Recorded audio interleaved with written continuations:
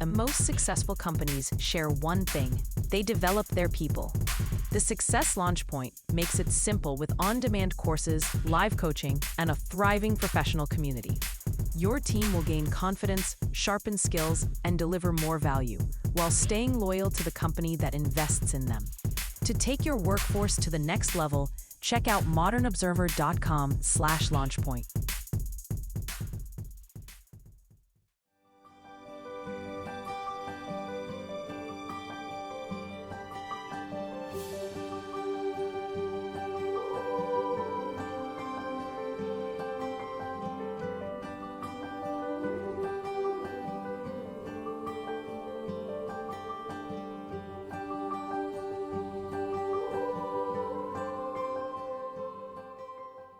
We are lighting the candle, a world that works. Hi, everyone. I'm Bill Correll. And here with me, I have Jan Jerimias, who you've grown to love and look forward to hear speak. And then in addition to that, we've got a wonderful guest again today, Austin Jacob. And how are you guys doing? Well, I'm here. Present. I like it. So I think the neat part of it is for you folks at home that haven't really listened to us before, we get together on a periodic basis and we have a conversation. We're completely open to talk about anything that's on our minds, and we do. And I think above and beyond that, somehow it manages to be somewhere in the realm of empowerment. That's more or less the umbrella for all of the conversations that we put together on this podcast over now the last five and a half years, which is hard to believe, but here we are. Mm-hmm. So I think with that as kind of a framework,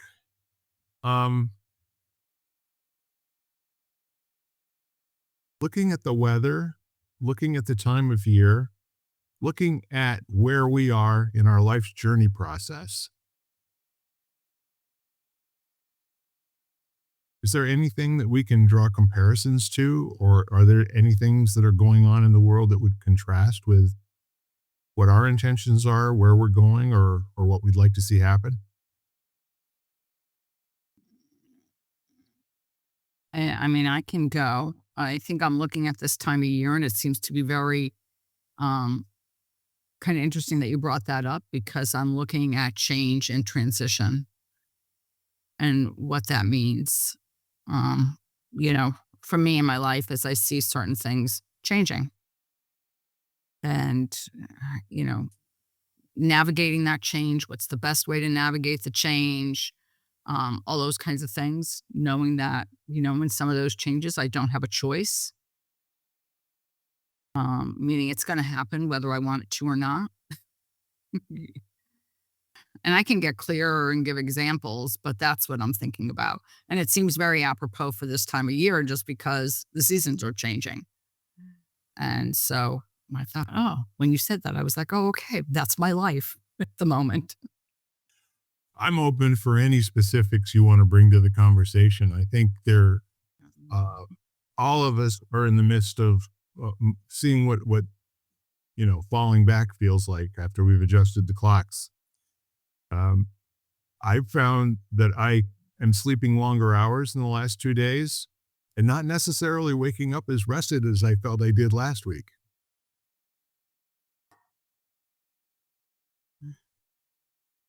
Well, I slept really well Saturday night. Last night I didn't sleep so well at all. So, that may not have anything to do with the seasons at all. Right. But I was just thinking of, I really have been thinking anyway a lot about the seasons changing and what that means, and moving into this kind of more winter, colder weather where we all are, season, and this whole idea of what that means and how we honor that. And I have always been somewhat of a traditionalist in that way, in that I honor that. I'm not a huge outwardly social person anyway, but during this time of year, I tend to, not want to do that anyway. I'm very much very happy to say cozy up at home next to a fire kind of person versus venture out, and I think it's just very much the way the season really was meant to be anyway.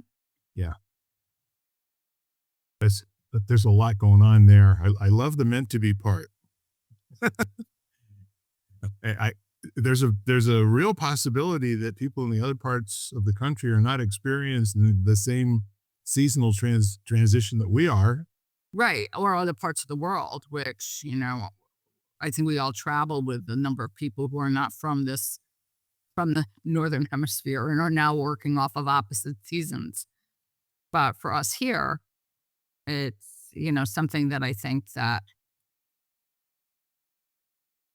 is it's an interesting thing to think about. Like, what do they do? Like, do they treat it the same way as the weather is not, let's say, conducive to going inside in cooler weather and all that kind of stuff? And so is it very, do they,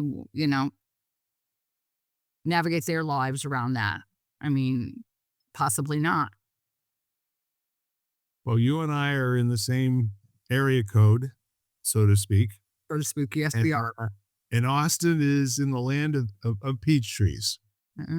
Right, but still gets cooler weather, I think, in the winter than the summer. Yeah, sure. Interestingly, I have spent half of my life in a completely different climate environment than the other half thus far in this lifetime, we'll say. But in terms of season, like how the light is affecting us, I think it's interesting to learn. Like you were asking, oh, I'm curious how they might adjust or X, Y, Z, but just to learn how people, I don't want to say adjust, but just we recognize our own kind of relation to the atmosphere, biorhythms, and yeah, so it can.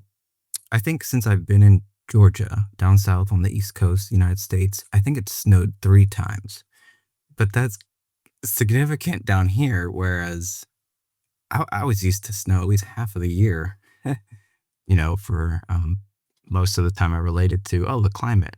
This is normal. Um, yeah. What's kind of interesting is that I think both you and I, Jan, are well schooled in regarding the seasons as a metaphor. And I'm just wondering from your perspective, Austin, does that cycle start to land with you and have any meaning yet? Or is it just something that you take note of and put a sweater on if you need it? Well, I say yes and yes. There is significance, yes, to the season, and I felt resonance when Jan was and you both were talking about like change, that theme of change, and relatively how I'm loving and enjoying things is So that was interesting. that was This time I've been experiencing the app burping. Yeah, that was a change. yeah, and now you on my screen you two switched, so that's kind of fun. There we are. Now we can argue the opposite point. I needed a laugh. I love laughing. Same here. Um, so to that, yes, there's a lot of resonance with say theme of change, and it's perfect lining with the season, and I guess I'll get a little personal since I'm on it. Well, I don't believe in irony, but ironically, I was in my journal I think 2 days ago, and I just wrote down. I was talking about October and the end of October, and how since I have enough say evidence to relate things to in my own kind of way in terms of writing or journaling, I was able to correlate that there are certain things that come up theme wise and change is a big one. But there's also a lot of other significance. But so then back to this resonance on the change. When Jan was talking, I felt I should just incubate and hold, because I think that's a big part of what's happening for me in my personal life with this change. It's beautiful. I wouldn't say it's what I was expecting, but it feels right to allow that incubation, where I think myself included, we might have a tendency to look forward to change in a way that is active, if that makes sense. So we like, even from a young age, it's almost, well, I could get into how it's biological, but just think in terms of like, do you remember the time when you wished you were 18, and then, couldn't wait for the next change? So it's not that, so there's like an active element to it. And that's not what I'm experiencing. I'm really experiencing a lot of letting go of that assertive place, not to, well, there's the D word, not to disregard it, because it's still kind of active. It's almost like preparing, and I'm a part of that preparation. And I'm seeing a lot of the change happening around my language and really how I'm going into just about everything, because it's so fun to have the conversations outside of this that I've had with myself of more in depth. What is this change that you're talking about? But again, I don't believe in irony. That was the theme, Shannon, you brought up. This change is occurring, and I think everyone is experiencing this change a little bit differently. And I sure would love to continue to relate to that, but change. Isn't that the aphorism that the more things change, the more they stay the same, and that the anticipation of change is where we live, because change is so constant. We're always changing. There's, we're turning over the cells in our bodies, I think they say, every 7 or 8 years, which, gives rise to the notion of we're simply not the same people we used to be. Yeah, I'd say it's a little faster than that. Yeah, than that. And there's a wonderful excerpt from a book, and it actually talks about the river of change. And basically, the river of change is within us all the time, as our cells, like, certain cells, replenish weekly, are constantly changing. And so, really, we are changing beings, even though we tend to resist change so much. And that's, I think, what I was thinking about, like, somewhat, is that I think that we get used to being very used to being in a pattern of something, and we resist that difference, and that it might change. We like get accustomed to something, and the thought of change or the thought of things changing are very scary because they're unpredictable. That's why I loved what Austin shared about preparing, because the first word, and not in a passive way, but is to allow, to me, to allow the change, and like, and that it's going to change, and you can prepare. Like, I'm sitting there and I could resist the change that's happening now, but I really don't have a choice. It's going to happen whether I want it to or not. So, and I'm talking about, like, Tonka's decline over the past few weeks. Yeah. That is something I can't control. Like, I mean, it's whatever his condition is, whatever medically is going to happen. And do I want that change? No. I mean, I love having him with me, but at some point I have to allow the fact that, and have grace enough to realize that that's, it's probably, it's going to happen whether I want it to or not. And so is not to resist that change, and then also live in denial that it's not going to happen. I can really resonate again with the like preparing for change, and certainly ones that we are relating. Oh, there isn't control, whether it's something close to or heavy, if you will. I don't want to. One thing that comes to mind in terms of change, I can immediately go on this rant of disclosement and my own observation of seeing a lot of change around me and how it's affecting other people, how how distortion is getting involved in so many different ways, how AI and just spirituality, the way of living, what's available to people, identity, what does evolution mean? And all these questions that might not have given me questions before. Nonetheless, preparing for this change or this like capacity is how I feel. Like I call continuously to it's almost the most work I've ever done, but through not doing more, like grounding, like really, I don't know. It's ironic that I am experiencing in such a depth something that I teach and show other people in maybe different ways.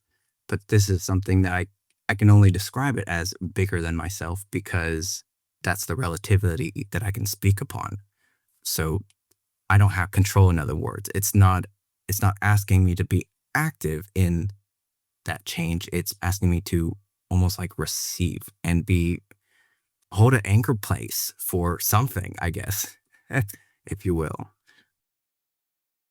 So yeah, I love what both of you are saying, because as humans, we are really want to have this illusion of control, as you're referencing, where there is none. The sooner that people can surrender, or a person can surrender in their own life to, there is no control, the outcome's going to be what the outcome is, and all there is to do in life is to learn how to dance with it, not resist it, not fight it, not be in argument with it, but dance with what is and not be in argument with reality. So that means I could add to that. I said that's absolutely, um, yes, absolutely. How do I want to say? A great bridge word is paradox. At the same way that surrender has, oh, what is a good word for other than validity? There's a way in which you can relate to what you're saying. Principle, of course, one of my favorite words. There's principle behind that. And I think in paradox, both sides of principle are equally valuable. So in a way that I'll substitute the word spirituality, might call all kinds of cultures to surrender to this no control. There is equally a part that surrenders to we are more than what we are surrendering to. Another I didn't prepare that, but I really wanted to knock on that wood of that absolute or that extreme. There is value, I guess you could say, in however you want to relate to something. But when we get out extremes like that, we recognize also that it's polar, if you will. I don't like that duality thing, but it's essential. we'll try this on, okay? So the first stage of lighting the fuse, of recognizing that you are in argument with reality, is a word called surrender for the moment. Let's say that's the one that I'm choosing to begin the process of breaking down the resistance to what actually is and transforming it into a way of being that brings power.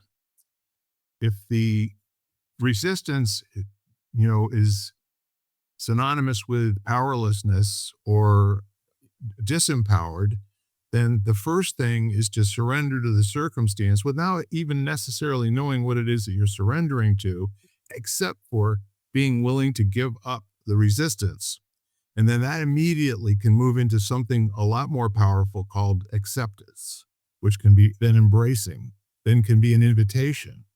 And it's like, going from, I don't want this to happen, and in a millisecond going through those steps or something approximating that, or maybe just jumping to, no, bring it. Let's see what you got.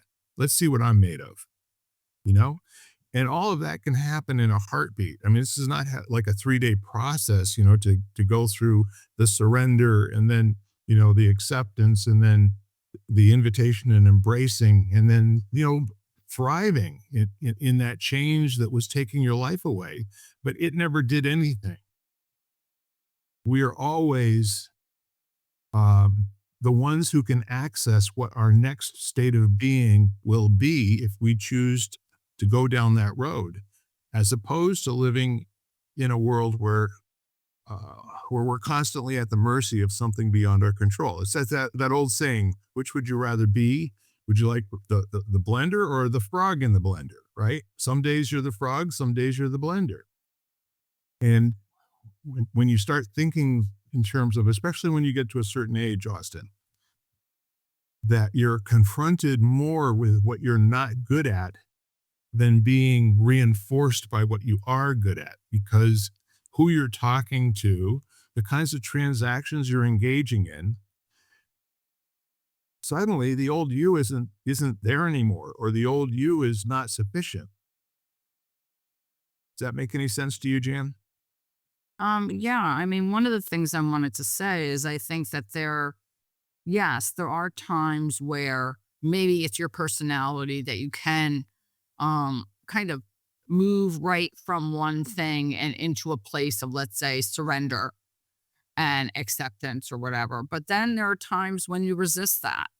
And I don't think either is just depends on where you are at the moment. I mean, I think to myself that there are times that things happen and I'm what I might say very quick to move and to say, okay, I've got to adapt. I've got to, another great word, I've got to adapt. I've got to alchemize or sort of alchemize myself to be able to handle this or to be able to just live with this situation, whenever it may be. And then there are points where you resist for a while. And then the old, Borg, Star Trek kind of thing, resistance is futile. You realize that resistance is futile. But I think the word I can't keep on coming back to is allow, because allow is a very active kind of word. It's an active allowing. And just like the surrender is it's not a passive surrender. Right. It's an active form of surrender, like where there's an awareness and a consciousness to it. Like, okay, this is happening and I'm going to move with it. Like you said, dance. And I loved that because I think that is key, because it's not like when you dance with someone, you're not just standing there and the other person is dancing. You both have to participate. So there is that active form of like, okay, like this is happening and I've got to even though I may not like it or whatever, or maybe I do like it, but even then it's still change and it's still scary for people, whether you like it or you don't like it. I've always found that the world kind of doesn't care. Yeah, exactly. Good luck. It's like going out and proclaiming the unfairness of it all to the stars, right? But the other thing that I think is kind of interesting, and this might be easier for some people to relate to, Jan, what you said in terms of the word allow, because you and I really do feel like there's things in our lives that we do have that we can act on, that we will make a difference with. And the word allow, I think, is a little bit different perspective, but it's all on the same lines as accept. But I think, from the perspective of what are you allowing and who are you allowing? Maybe you're allowing yourself to just get into the situation as if there's nothing wrong here for a change. Allow the situation to just be as it is. When you can choose what you've got, you don't need anything else. You're 100%. You're okay. You may not have, the sensations that you want at the moment, but if you're no longer arguing that it's not fair, it shouldn't be, all of these things that are, drawing a distinction between what you wanted and intended versus what's actually occurring, that's where the dance can begin as well. I completely see that. Well, I think that one of the things that just came up for me as you were speaking, Bill, was this whole idea of what we expect, like expectations. Yes. That's where it happens a lot, where we have an idea about something, of how we want something to go or what's going to happen. Not to say it's great to have those kind of expectations, but the goal is not to attach to those expectations. Interesting. Because once you attach to them, then you've limited. any sort of expansion beyond or more than you might have, envisioned. Well, in my world, I'm not smart enough to be able to distinguish where I've attached to something, except for I notice I'm in pain. To me, typically, I get a tip off from the universe that I'm being a butthead because I want things to go differently than they're going, even though I feel like I'm being accurate in terms of what actually is happening. But I think the suffering comes from the argument with reality in my world anyway. I can speak for me.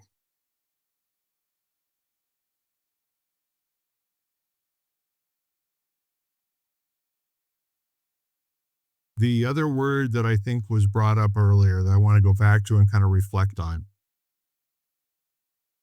the difference between arguing and dancing, there's a thing called grace, being gracious. And grace and graciousness has something to do with granting, granting being or granting occurrence, or, even granting acknowledgement. There's something going on right now. I'm not sure I understand it, but I can be in two different states or more. I can either be upset or I can be, as I think um, Austin was saying, I can be absorbing, I can be internalizing, I can be, like letting it in and see what it is after I've had a chance to observe. I think the universe is agreeing with everything that we're saying because we just keep getting these auditory tones that seem to just add more emphasis to the good points, I guess.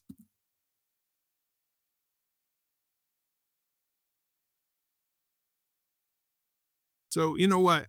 We're talking about the luxury of being able to be in a position in the world where we're not starving, Everything we're talking about, the self-examination, the awareness, the what we're going through, the upset, um, we're at the top of the psychological and social uh, experiential food chain to be able to take time out and to examine what it means for a moment. And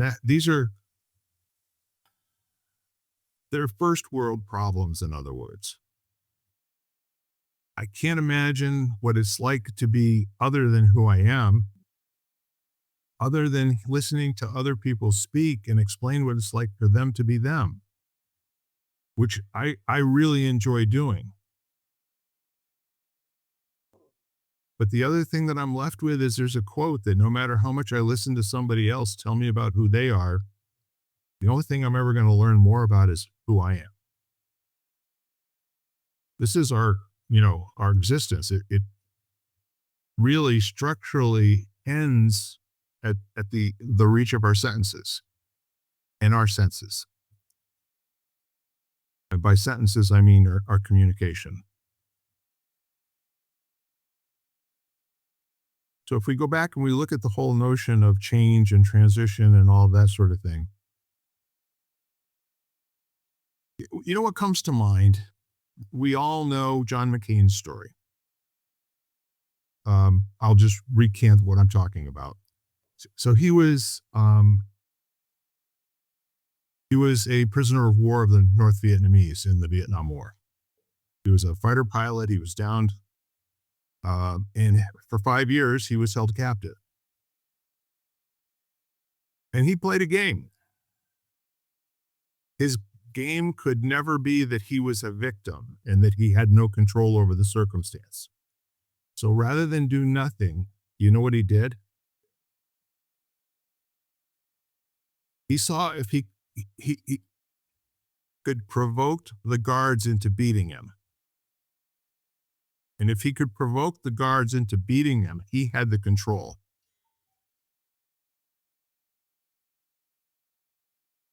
What your mind does, or what his mind did to keep him sane and get him through that experience, was to create a competition The guards were not in on it. They had no idea what he was doing. But his goal was to say, if I wake up after you guys get finished with me and if I'm functional the following day, I won. So in those kinds of stories, that John McCain at that point in his life, that was the game that he wanted to play. Fast forward 25 years when he's a senator. I think that game would have been far less interesting to him, and he would have been far less likely to engage in it. I mean, I'm just making up a story here. But where I was going with it is that allowing, in some cases, might be getting the upper hand on life so that you're granting the permission and you have that experience of just letting go of it, needing it to be different than it is. Does that make any sense?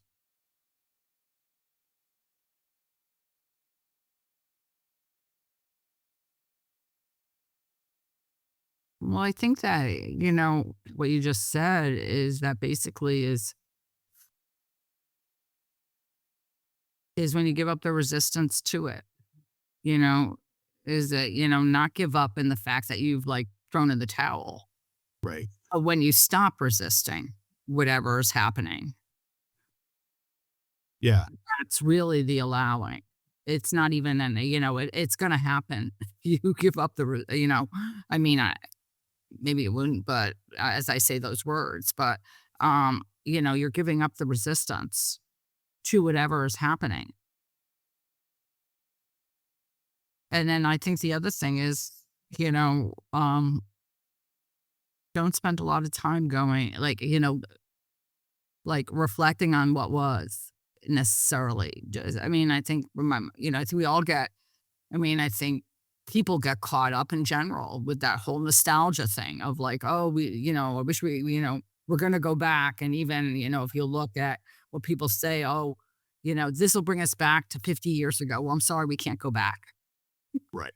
It's not happening, you know? And so kind of talking like that almost I find annoying now. It's like, and every time has its good points and its bad points, no matter where you are. Yeah. We were talking about the reflecting on the metaphor of the season changes. And at this point in my life, having gone through those season changes so many times, it lands differently with me today than it did when I was, say, 12 or 13. The leaves coming down meant I was playing football instead of baseball. That was a big transition for a 12-year-old to go from wearing baseball uniform and having dust up my nose all the time to having bloody forearms and fingers that were fat because they got pushed the wrong way, and just all the lumps and being tougher than the moment. I don't know what it's like for my grandchildren. In other words, are they aware of the seasonality of life yet, being 12 and 13 years old? Are there things in the future, knowing that the seasons are going to change, that we find ourselves looking forward to and maybe missing out on what's actually happening? I'm telling you, I would immediately bargain away all the snow that's going to be coming in the next 3 months for almost any other kind of weather. Okay. I'll turn myself in on that. Well, one of the things you just said, Bill, I'm reflecting on because I wonder if the fact that people are outside less in general, Yep. whether that affects their ability. I mean, whether you played sports or not. I know I grew up outside. And so it was very obvious the seasons, whether you played sports or not. I mean, you had to get on a jacket. You weren't wearing flip flops or sandals, it was the seasons were very obvious. Right.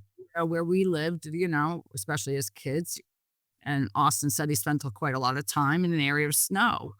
There was a lot of snow on the ground, like all those different things. And I wonder with kids being indoors less, indoors more, and not exposed to nature as much, whether those changes are as obvious and what it's measured by, like whether it's measured by timing of school or whatever, or time change, like, Austin said earlier.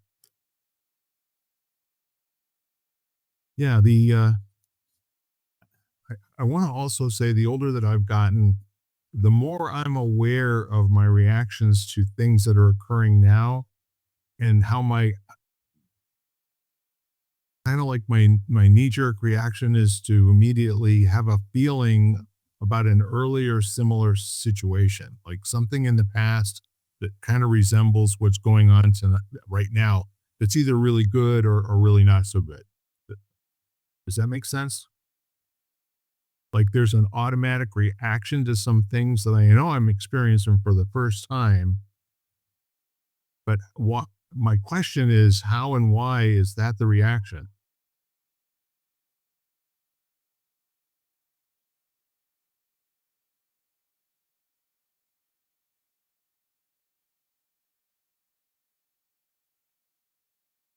So I'll give you an example. Um, this transition into a totally new career has given me so many reflective experiences in the last 4 or 5 months I don't have any memory of from when I was a kid.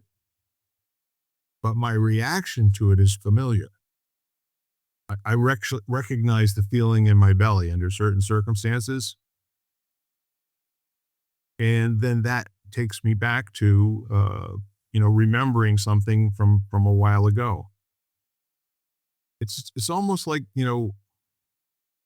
they say that the strongest reminders of what's happened in the past are physical objects. So that if you really want to have, that's why people keep mementos. So they can pick an artifact up and hold it in their hand, and immediately it reminds them of a particular time or a place or some people.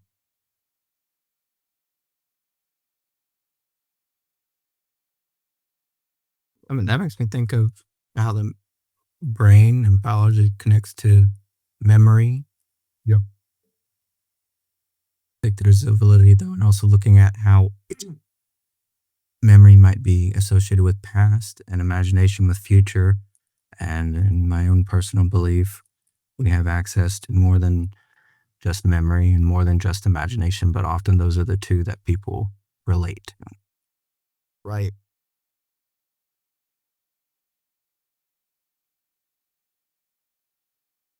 I think when we're reacting to something, first of all, like if in a situation like that, to speak to Austin's point about memory, memory is so much more complex than we just remember something.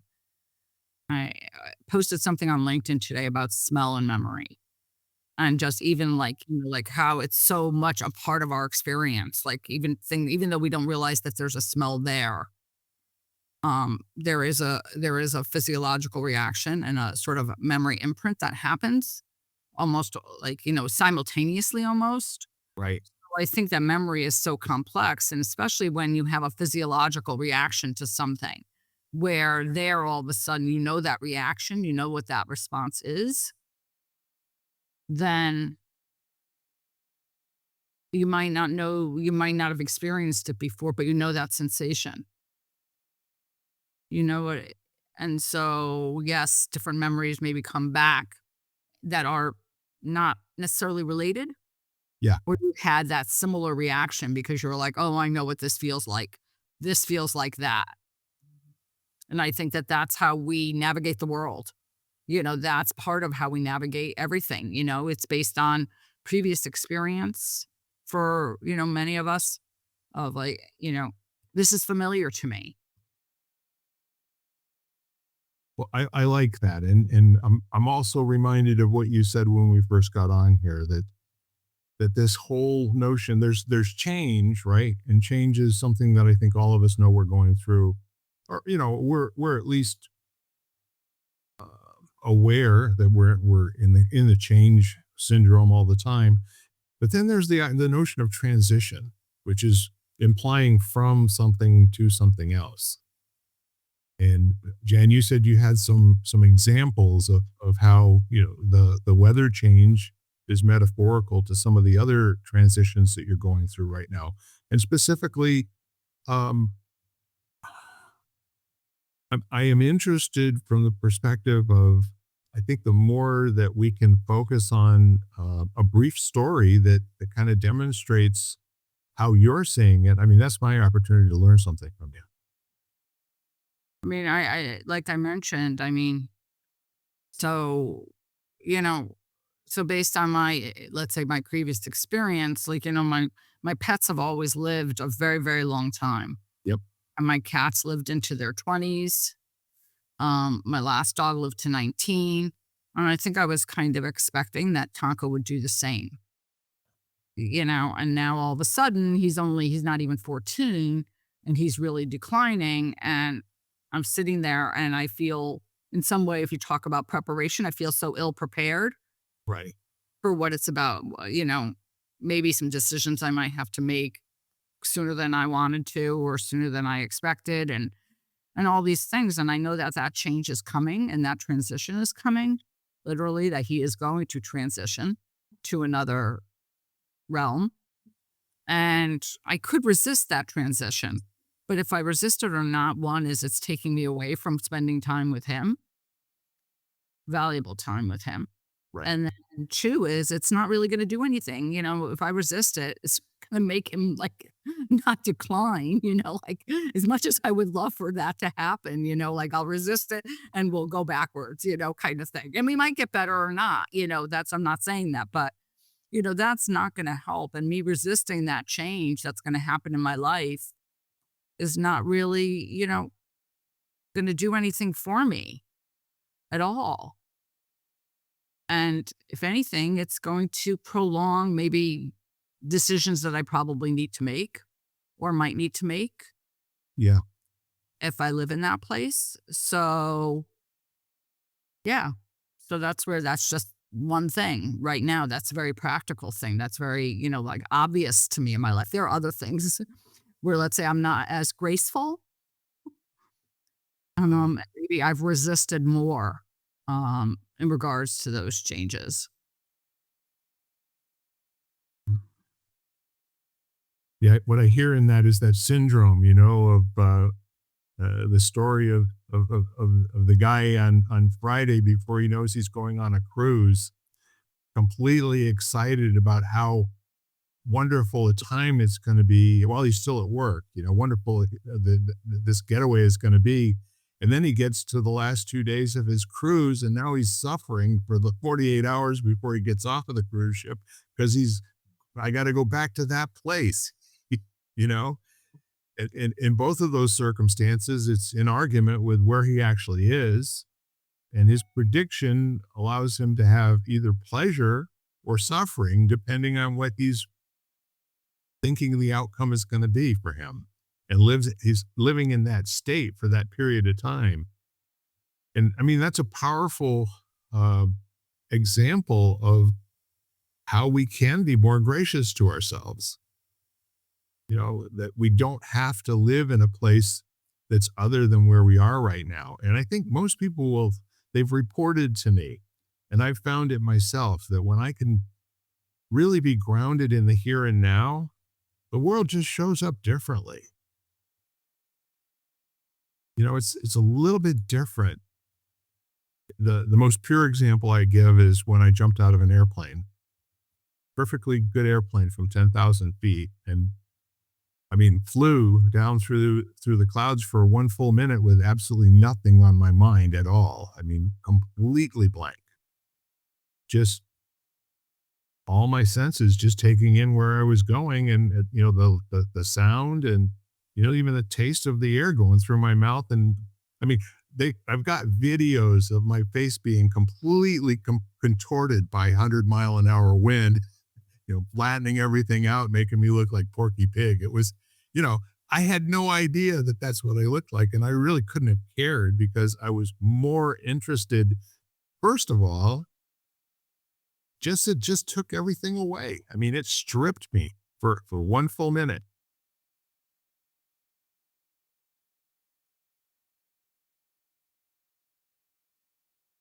And I'm exhilarated. I'm actually having sensations in my body recalling that. And that was 25 years ago.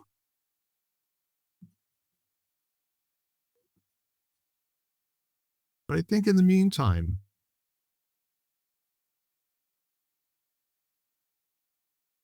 the notion of transition and the metaphors for it are also, I would say it's a function of communication and language, right?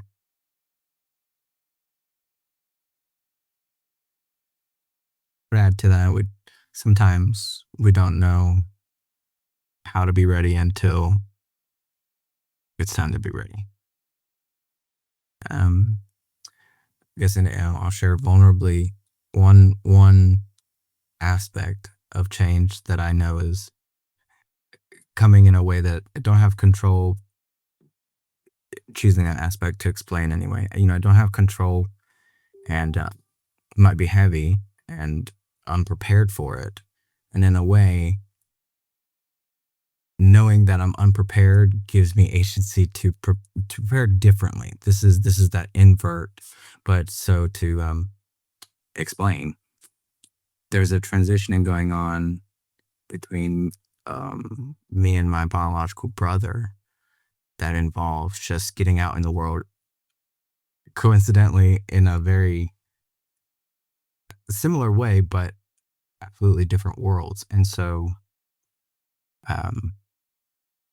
inviting in change isn't as much important as being okay to voice that, hey, I'm going through this transition. Even in moments where it's hard, I'll go one deeper and vulnerably share again. Earlier in just this own talk, I recognized how memory, if you will, or an activation sent a reaction that was very familiar, yet different because my relativity to it is in this moment now. Well, now I'm thinking about the moment. So anyway, but to the point, that word that you were saying, grace. So like allowing, I think that there's point to say, surrender, allow, create, control, acceptance. They're all very, very fun, tied together in ways we can add more language to, but that was what struck me. Oh no, the language that's coming out that I'm hearing from myself, how I'm relating to all this, blah, blah, blah, however I wanted to assess, I have no need to. But what I recognized was, oh, that's familiar. Something came back. And now, how am I going to relate to it? Another thing I wrote down was missing out. I don't know who might have said that, like missing out syndrome. Another one I would think relates to that is shiny object syndrome, avoiding the change, controlling the change, not surrendering to the change, but also not allowing it. They seem opposite, but they're much closer.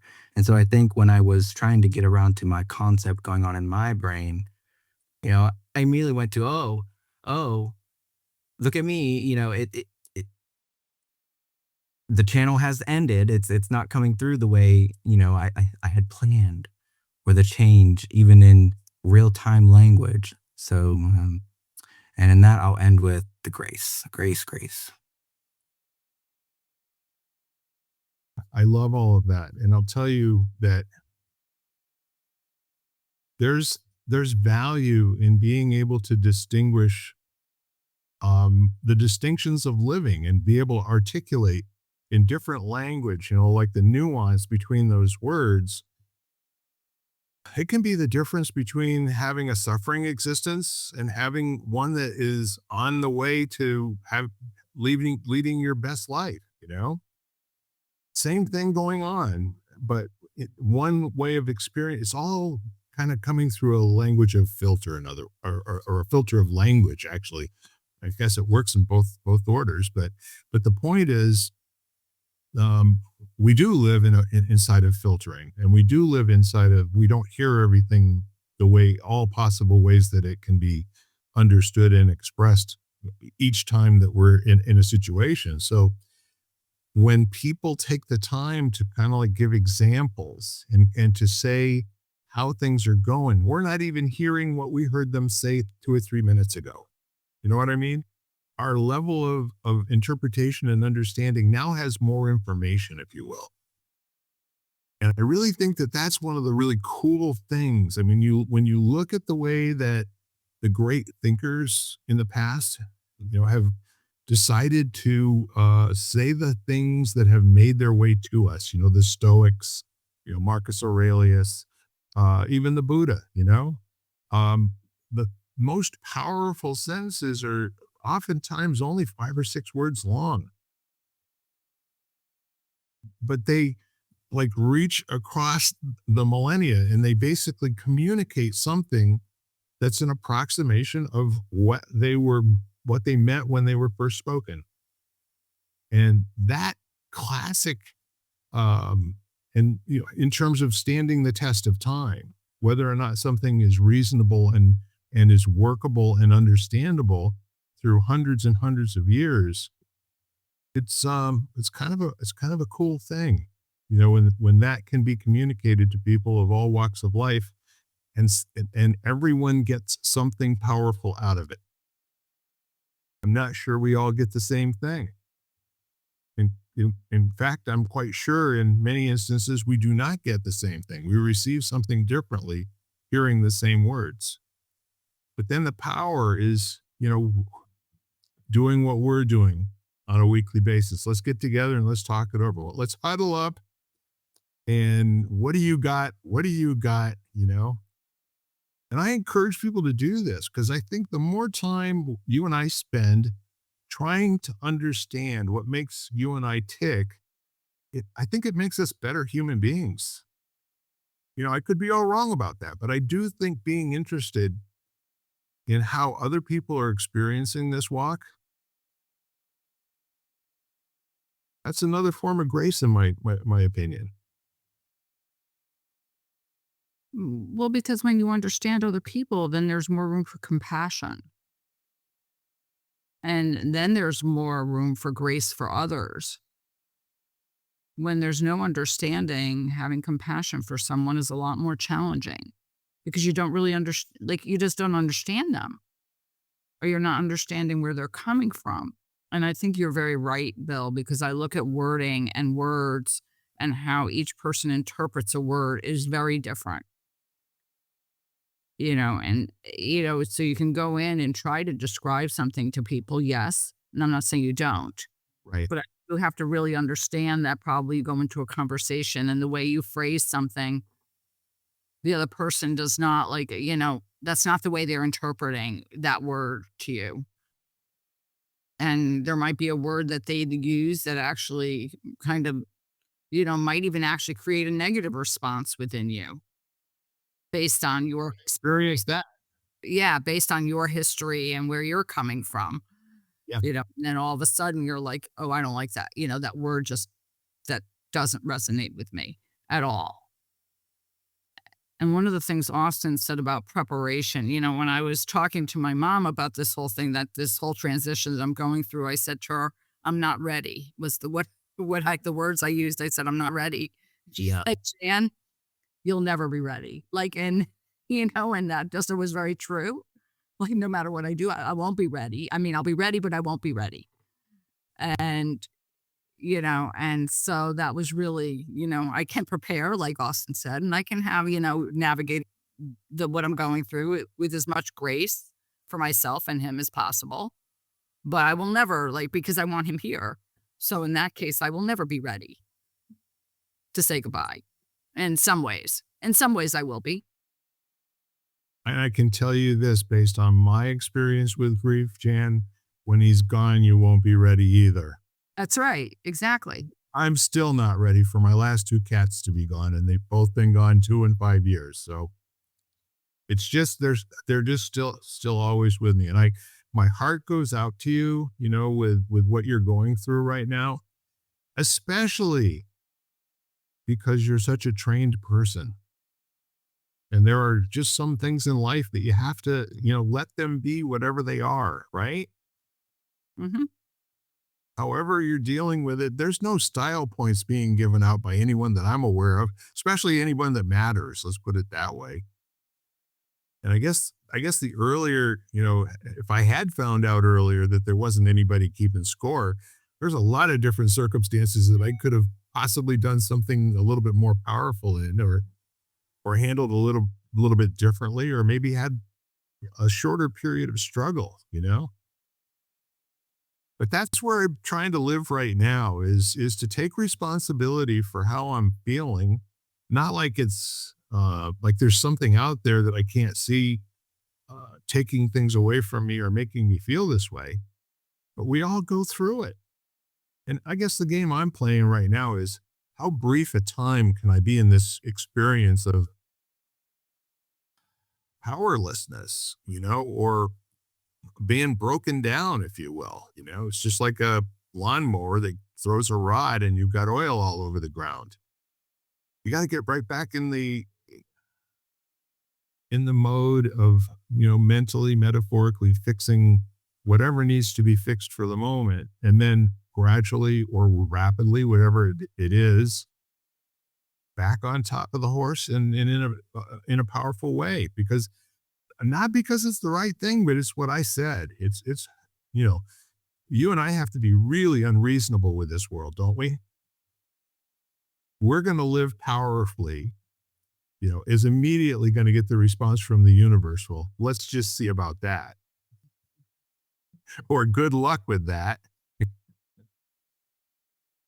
However, it's crackpots like us that make things happen, right?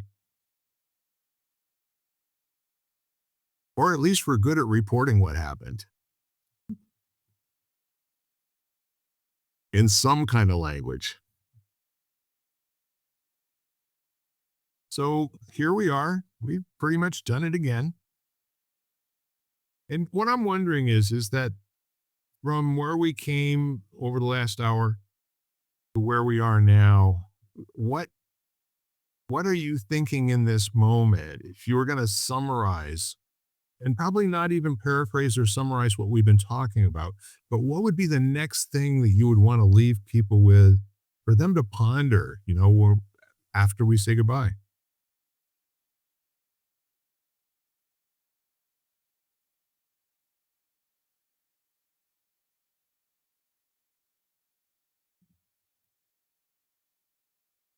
How can we allow more grace?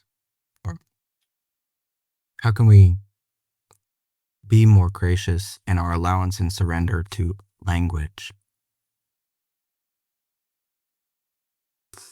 How we relate to it, how we offer it, how we interpret, how we blame ourselves with it, how we blame others with it, how we use it, how we don't understand how we can use it, all the things. Yeah. Where's there grace, more grace in surrendering to it and allowing? It's a great question. And I think that curiosity is huge. I think being that curious about life has to make a difference in terms of the quality of what you experience it, or maybe the frequency of experiencing that quality. Wanting it is the first step. Going and really looking for it and creating it probably takes a lifetime to master, but kind of a worthwhile cause from what I'm hearing from you. I would buy into that in a heartbeat.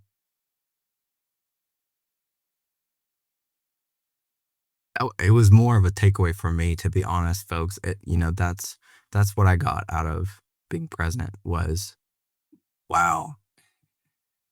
See, the bad news is no matter what I hear about you, I can only relate that to me. So Well, language is a very deep subject, if you will, to me, in the way I relate to it. So it's, yeah, very personal. thank you. Thank you always. You have uttered some of the most profound sentences that I've ever heard out of any human being, Austin.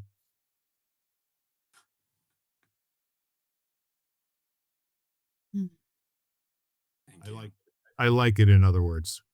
Okay. Yeah, thank you. Yeah. Yeah, well, yeah, I will say, out of all laughter and profound things I might say, even my family will, they have so many stories because they're just like, oh, what a goofball. So I don't know what they actually think about it, but they're always like, yeah, remember that thing that he said? Remember that idea he had? I just don't think in the same way, and that's okay. So giving myself grace in that too, you know, whether it's perception or language or just being a part of my own life, someone else's life. There's always more to be gracious with yourself for. So that was my takeaway today. It's a good Really business. awkward. Thank you.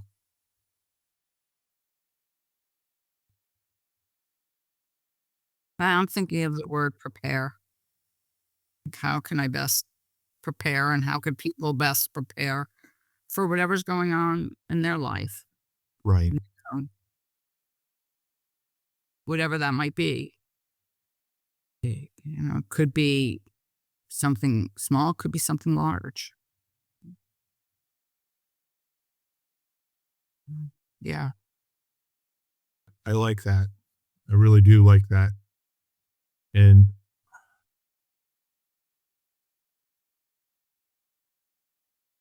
I will just leave it at I like it. And from my perspective, there's nothing more fun or wonderful for me than hanging out with you guys, having conversations about esoteric yet really important conversations with regard to maybe something opens up in the speaking or the listening to it. And again, I think everything that is being drawn out of us is from our future guests who are listening at in a different time. But these are the things they want to know about. I'm pretty sure about that. Don't ask me how, but